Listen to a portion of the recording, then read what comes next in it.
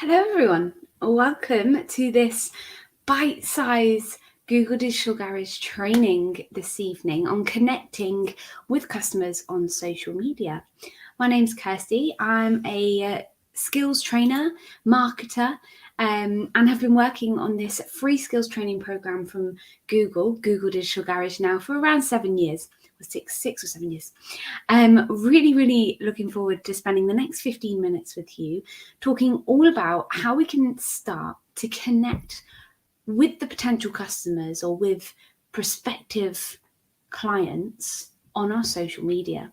But I'm not up here alone. You might have already said hello to our moderator, Samantha, in the chat. If you haven't, please do go ahead and do that for me now. Say hello, let us know where you're signing in from. What is it that you're doing at the moment? Are you a business owner? Are you looking to work with the business within marketing, within social media marketing? Let us know what's going on for you in the chat. Now, like I said, this is a short session today, so we've got 15 minutes together, and I really want you to get the most out of what we're going to talk about. So we're going to split this session into two super clear parts. The first section, move my water bottle out the way. The first section, we're going to think about how we start establishing what we call our brand voice. And that's all about defining who you are, thinking about what the goals are behind your social media interactions, and why you want to build those relationships with certain people on certain platforms. The second part of this 15 minutes, I want to talk to you about how we can then really talk directly to those existing customers that are taking the time to communicate with us on these profiles. And that could be anything between responding to reviews, how to use our language in order to respond in really positive ways, how we can leverage any direct messages that we might get, and also how we can continue to be authentic in regards to having a purpose, having a vision, and understanding exactly what we're taking from step one, what we are as a brand, who our brand voice is, and if our brand was a personality, it was a physical person walking down the street, how would it talk? How would it walk? How would it interact with all those potential customers?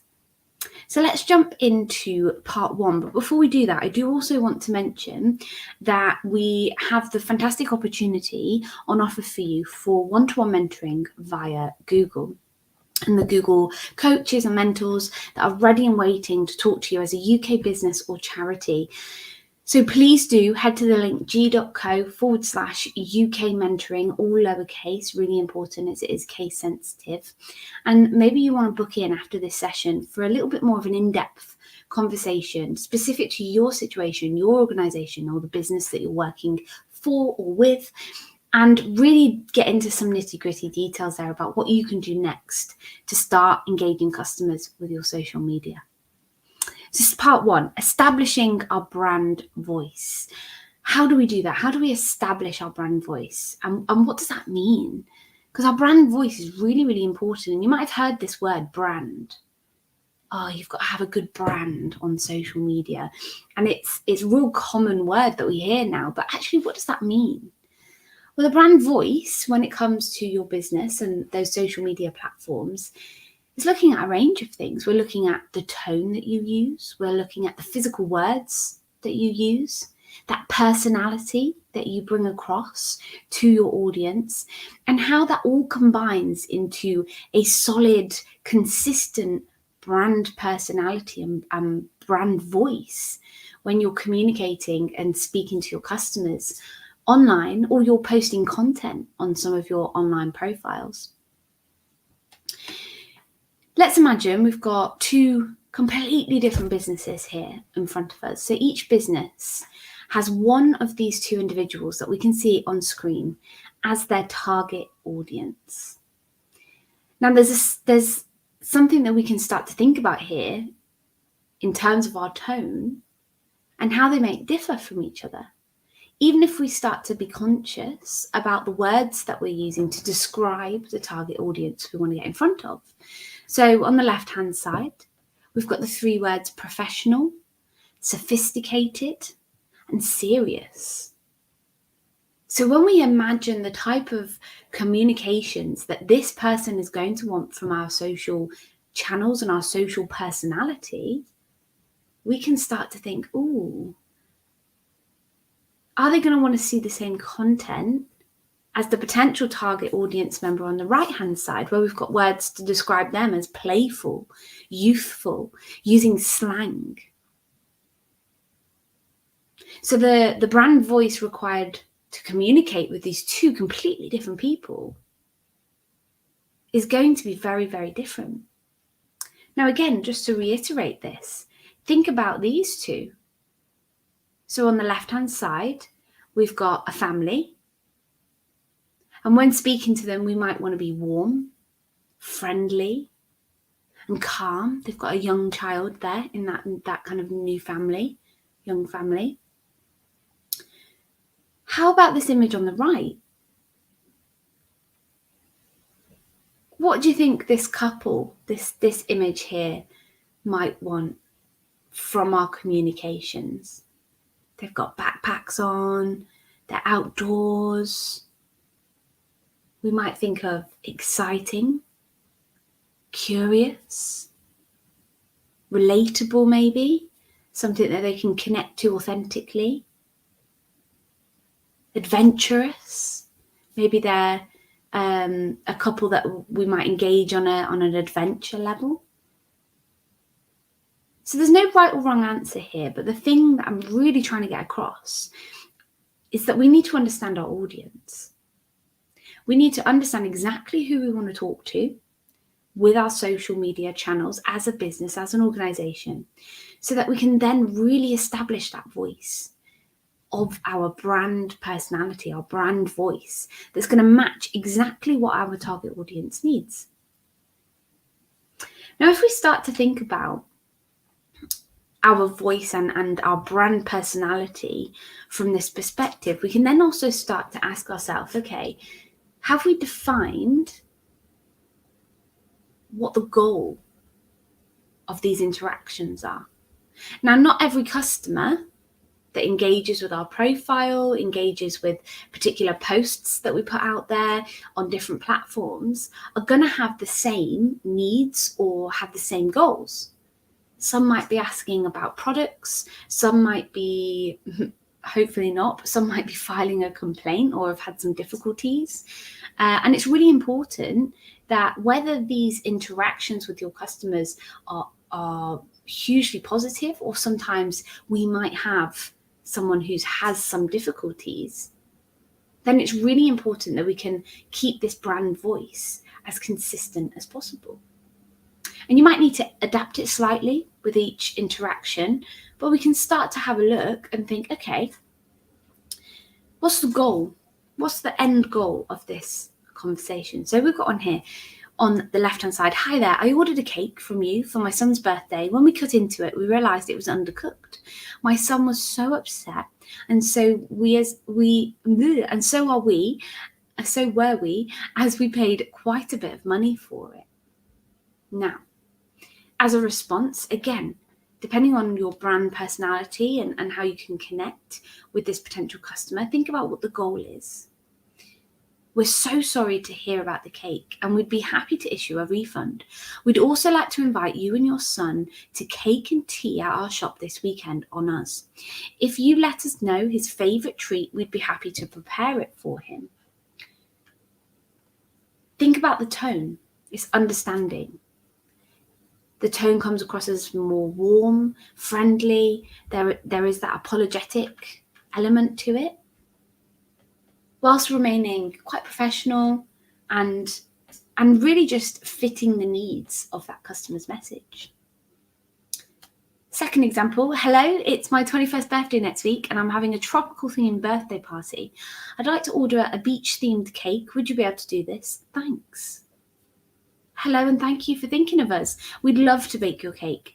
What size and flavour would you like? Wishing you a happy birthday. It sounds like you're going to have a whale of a time. Ba-boom, a whale of a time. And she wants a tropical themed birthday. Bit witty there, keeping it interesting, but also trying to get that information as the goal as to follow up with this customer. So it's friendly, it's casual, it's witty, but also giving that excitement to kind of join that potential customer in their excitement for their birthday. So really starting to think about that tone of voice. What is it? What is it that you want to get across? And what's the goal of any of your interactions with the customers that do reach out to you directly via either those direct messages or potentially placing those comments on different posts and different pieces of content that you've got across those social media channels? Now, part 2, we've got just about 5 minutes left together. Like I said, it was going to be short and sweet today. But let's have a look at some practical things that you can take away that's going to help you really talk to those customers and followers and hold that engagement on a different level there. So first of all, any reviews that you get, one of the best ways to engage with your customers is to encourage and respond to all of the reviews that you receive. And that means both good and bad reviews, because both, whether they're positive or negative, are an opportunity for you to create a relationship and a potential loyal customer. Always, of course, thank someone for a positive review and welcome them back to your business or your services, whatever it is that you do. But if the review's negative, it's still just as important to respond, if not even more important. And there's a couple of ways that we can handle this. First of all, we want to always be polite. We don't want to be defensive or aggressive, regardless of how that customer has reached out to you, especially if it's in a public forum, in a form of a review or a comment. You don't want to be kind of starting that keyboard warrior side of things, because it's not going to help. So we want to remain polite. We want to focus on a solution. If you feel that potentially your business is not in the wrong and you're not going to offer any form of compensation, that's fine. But the first thing to do, get it offline. Get it offline. Give them a way of connecting with you and let them know, look, we really want to help you solve this issue. Thank you for getting in touch. We apologize for any experience that you've had so far, but please get in touch with us here so that we can find a solution together. If your brand does have a bit of a witty or humorous side to it, be careful when it comes to responding to any negative reviews with humor. Use it sparingly. It can often be part of a brand voice, but when it comes to reviews that are people reaching out with an issue, it can have a time and a place. It definitely has a time and a place. And we don't want to risk someone that is already feeling quite flustered taking a comment in the wrong way and escalating the situation. And finally, try and respond as quickly as possible. Try and respond to those reviews as quickly, and those negative reviews, try and kind of resolve that issue as quickly as you possibly can as an organization. When you're receiving direct messages, so we've talked about reviews, the other way people might get in touch with you is direct messages. Direct messages can be a huge opportunity to start developing a relationship with your customers. So similarly to reviews, we want to respond. We want to respond to those messages as quickly as possible. We don't want to ignore them. And we want to use them to raise our customer service levels by responding quickly and potentially starting that two-way conversation that's going to allow them to follow up in the future, or you to follow up with them for a particular service they might have been asking about in the future. But really give that two-way conversation feel to the customers that are making the effort to reach out. Really, really important. And finally, when you're connecting with a customer online, and this goes for your content and not just those direct messages and reviews, any form of communication, be authentic. Stay true to exactly who you are as a business and what your brand stands for, what you care about, and what your mission is. It's really, really about, again, creating that two-way conversation, that warmth. When people are interacting with a business, especially on social media, they want to see this humanness, if that's a word, this humanization, this personality of a brand come through. So stay true to who you are, stick with your vision, your mission, and yes, it's important that we accommodate aspects of our customers, but make sure that we continue to stand for what our business stands for. And that brings me to the end of our session today. So over to you. If you want to share in the chat before you leave today, what changes are you potentially going to start to make when it comes to your customer interactions? Is there anything that this session has inspired you to think about in a little bit of a different way? Other than that, I want to thank you. Please remember we have those one-to-one sessions available, g.co/UK mentoring, all lowercase. So please do that. And you can head over to the Google Digital Garage website and have a look at the upcoming schedule for all of the future sessions that are available to you. So thank you very much. Have a great evening, and I'll see you next time.